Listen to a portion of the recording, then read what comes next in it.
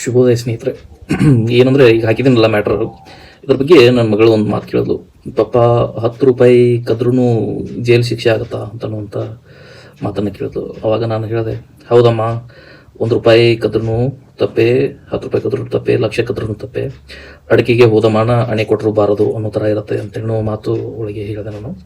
ಅದರ ಜೊತೆಗೇ ಏನಂದರೆ, ಈಗ ಹೊಸ BNS ಏನು ಕಾಯ್ದೆ ಬಂದಿದೆ, ಅದರಲ್ಲಿ ಸಮುದಾಯ ಚಿಕ್ಕ ಪುಟ್ಟ ಮೊದಲ ಅಪರಾಧಗಳಿಗೆ ಅಂದರೆ ಹ್ಯಾಬಿಚುವಲ್ ಅಫೆಂಡರ್ಸ್ಗಳಿಗೆ ಈ ರಿಯಾಯಿತಿ ಸಿಗೋದಿಲ್ಲ.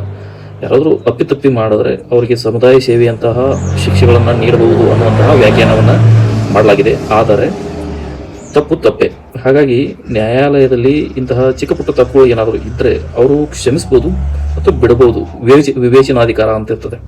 ಮತ್ತಿನ್ನೊಂದು, ನಾವು ಲಾ ಕಲಿಯುವಾಗ ಒಂಥರ ಬೇರೆ ಇತ್ತು. ಯಾಕಂದರೆ ಆವಾಗ IPC CRPC ಇತ್ತು. ಈಗೆಲ್ಲ BNS ಎಲ್ಲ ಬಂದ ಮೇಲೆ ಈಗಿನ ಒಂದು ಮಾರ್ಗದಲ್ಲಿ ಕಾನೂನಾತ್ಮಕ ಬದಲಾವಣೆಗಳು ಭಾಳ ಆಗಿವೆ. ಅದರ ಜೊತೆಗೇ ಸಮುದಾಯ ಸೇವೆ ಅನ್ನುವಂಥದ್ದನ್ನು ಸೇರಿಸೋದು ಒಂದು ಒಳ್ಳೆಯ ಪ್ರಕ್ರಿಯೆ ಮತ್ತು ಶಿಕ್ಷೆ ಹಾಗೇ ಇರದೇನೆ ಬದಲಾವಣೆಯ ಹಾದಿಯನ್ನು ತರಬೇಕು ಅನ್ನುವಂಥದ್ದು ಈ ಕಾನೂನು ತಜ್ಞರಿಂದ ಹೊಸ ಕಾನೂನುಗಳನ್ನ ರೂಪಿಸಲಾಗಿದೆ. ಮೊದಲು ದಂಡ ಸಂಹಿತೆ. ದಂಡ ಅಂದರೆ ಪೆನಾಲ್ಟಿ ಅಂದರೆ ಶಿಕ್ಷೆ. ಆ ಥರದ ಶಿಕ್ಷೆ ಕೊಡಲೆಂದೇ ಇರತಕ್ಕಂತಹ ಕಾನೂನುಗಳಿದ್ದು.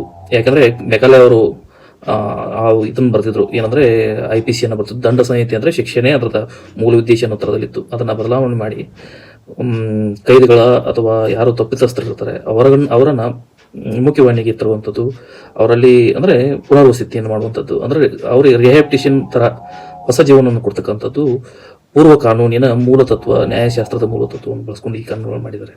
ನಮಸ್ಕಾರ.